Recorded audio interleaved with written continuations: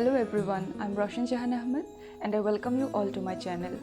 In this channel we discuss about UGC NET syllabus and I cover topics from both paper 2, that is psychology, my paper, and paper 1.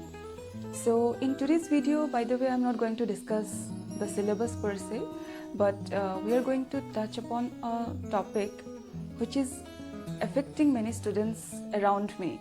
So in recent times I have come across a few students. They actually came up to me asking that, ma'am, whether UGC NET qualification is really beneficial, because they have heard it from many people, so to say, that qualifying UGC NET is not that beneficial as there are very less vacancies in colleges and universities, and their UGC NET qualification will go in vain, just sitting and waiting for the vacancies and actually getting a job in colleges and universities.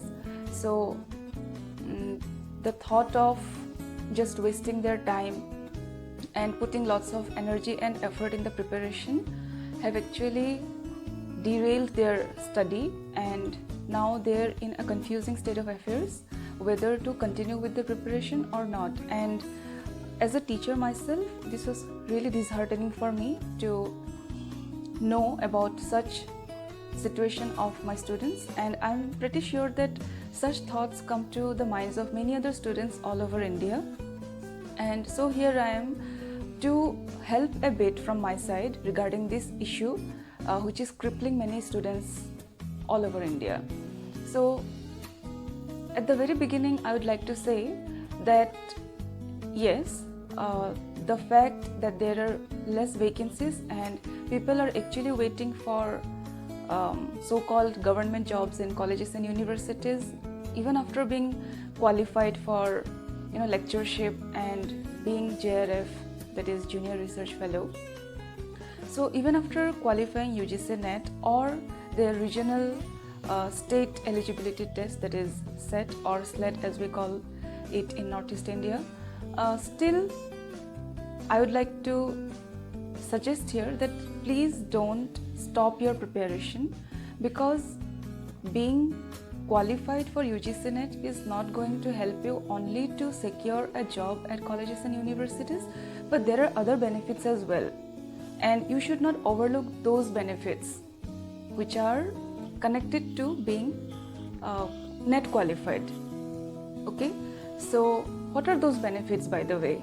So I'm going to highlight those benefits here in this video, and I hope this will give you hope and this will give you the much needed encouragement that you are lacking right now when it comes to preparation, and when you are preparing for the upcoming, most probably the UGC NET examination will be held in the month of December or January, if the situation permits. So let's keep in mind that there is a huge probability that the examination will be held in the month of December, and with that mindset, let's continue our study and not stop it by getting affected by all those thoughts which are coming to your mind regarding the uselessness of UGC NET qualification. So let's start with the video then. So the very first benefit that I would like to highlight is quite subjective, so to say, but let me tell you, getting this tag of NET qualified is a very satisfying experience. To be able to claim that you have qualified NET examination after clearing a tough examination is a rewarding experience. So when someone asks you after your master's degree is completed, if someone asks you whether you have set for NET examination or not, and when you are able to say that you have actually cleared it, it's very satisfying. So being able to say that, I don't think that it's less of a benefit. So yes, though in the long run we are looking for a much bigger reward, but in the short run, why not? Why not to go for the satisfaction of claiming that yes, I'm NET qualified? Okay, this is one benefit. The second one is that after your master degree program, for example, and you have cleared your NET examination, though for securing colleges and universities teaching positions, not only NET qualification, because qualifying NET makes you eligible to apply for those posts. Whenever the advertisements are out, you are eligible to apply for those posts, but it is not necessary that you will get through or you will be the candidate who will actually secure that vacancy or that position. Why? Because there will be other candidates and there will be other yardsticks of counting the overall performance of the candidate. So starting from your matriculation to your graduation especially, and post-graduation marks, and then the research paper or the publications which you have published in reputed journals. So all those will count, and moreover your teaching experience, etc. And if you have a PhD along with that, so all of these will count in the long run.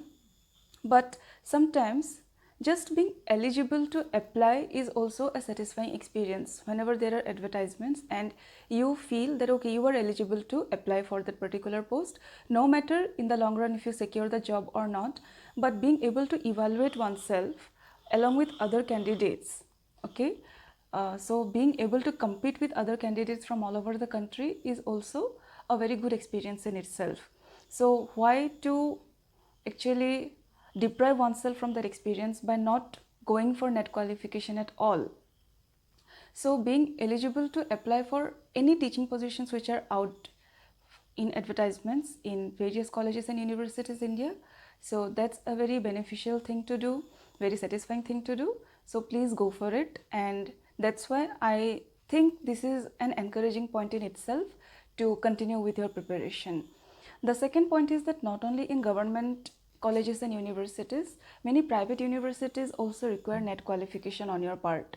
So, and in many parts of the country, some reputed private universities pay well. Okay, most of them actually pay according to UGC norms.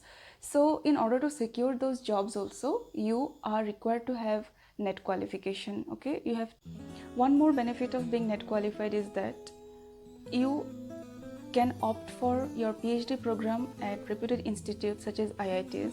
So in many IITs and other universities of repute, they actually require that the candidate be net qualified in order to enroll themselves for the PhD program. Though not all universities prefer that, but most high-end universities or reputed institutions such as IITs, and you all know that even social science candidates can opt for PhD program in IITs.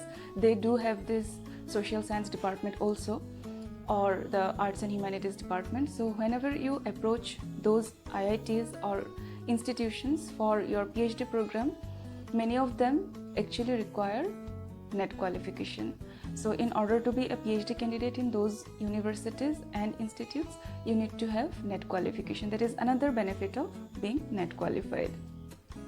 Another point is that if you are eligible for JRF, and JRF stands for Junior Research Fellowship, and JRF requires a higher cutoff than being eligible for assistant professorship.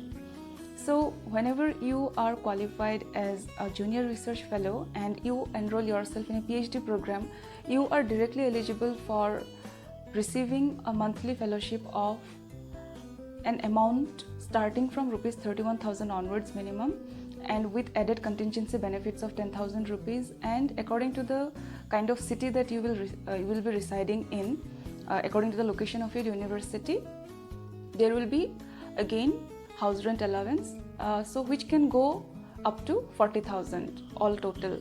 So for that particular fellowship also, if you qualify JRF, and how do you qualify JRF? By sitting for that same examination that you are sitting for assistant professorship. So in order to be a JRF, you need to sit for that exam, and then why to stop the preparation for this exam, isn't it? Because being a JRF in itself is a rewarding thing, and being a JRF will bring you another benefit, that is for any entrance examination in any university in India for a PhD program, you will not be required to sit for the entrance examination. You will be directly eligible to sit for the face-to-face interaction, that is the Viva. So you will not be needing to sit for the entrance examination at all, because you are already a junior research fellow candidate. So in order to enroll yourself for the PhD program, they will not ask you to sit for the entrance examination all over again. So you will be directly called for the interview. That's why stopping the preparation for UGC NET examination won't be a good idea here again. Another benefit, if you belong to the minority community, okay, so if you belong to the minority community and you have not qualified your JRF, it's totally okay, because UGC provides fellowship for the minority community candidates, and this is known as the Maulana Azad Fellowship. And if you are a minority candidate, you can opt for that fellowship, which is of the same amount as a JRF. But in recent times, the minority fellowship program, this has also made NET qualification mandatory. Okay, so if a candidate has qualified NET, okay, not necessarily JRF, but lectureship. So if a candidate has obtained the minimum marks for even lectureship, the candidate will be eligible for the minority fellowship. But if the candidate has not qualified for that, the candidate won't be able to apply for the minority fellowship. So if you are not a JRF, you can opt for minority fellowship if you belong to the minority community, of course. And in this case, being at least qualified for assistant professorship is a necessity. So this is one more benefit of being UGC NET qualified. So as you can see, there are many related benefits of becoming a NET qualified candidate. So please don't stop your preparation. Keep on studying. And one more rewarding, I would like to conclude this video by saying this, that this learning process during the preparation for any examination, okay, be it any other competitive examination such as civil services or NEET or any other examination for that matter, UGC NET in our case, the process of learning your own subject is so satisfying in itself, because see, you are a master in your subject. You have already cleared your master degree program and you are now a master of your subject. Then preparing for an examination is giving you an opportunity to brush up your knowledge of your field, right? So why not to prepare for an examination and make us all acquainted with our own subject related knowledge all over again? And UGC NET syllabus, as you all know, is quite extensive, and there will be no points left for you to understand and study, to brush up your knowledge again, to polish the knowledge. So this is a great opportunity to get back to your studies and update yourself with your subject knowledge. Moreover, paper 1 consists of so many diverse topics, starting from teaching aptitude to research aptitude, communication skills, reasoning, and current affairs regarding higher education system and environmental issues. So there are so many relevant topics in paper 1 that being qualified for UGC NET, that is in the long run the benefit, but the preparation in itself will bring you gain in so many different ways. Okay, so in order to equip yourself with more knowledge and more information regarding your subject and many other diverse and relevant topics, it's always a good idea to keep on preparing for this examination.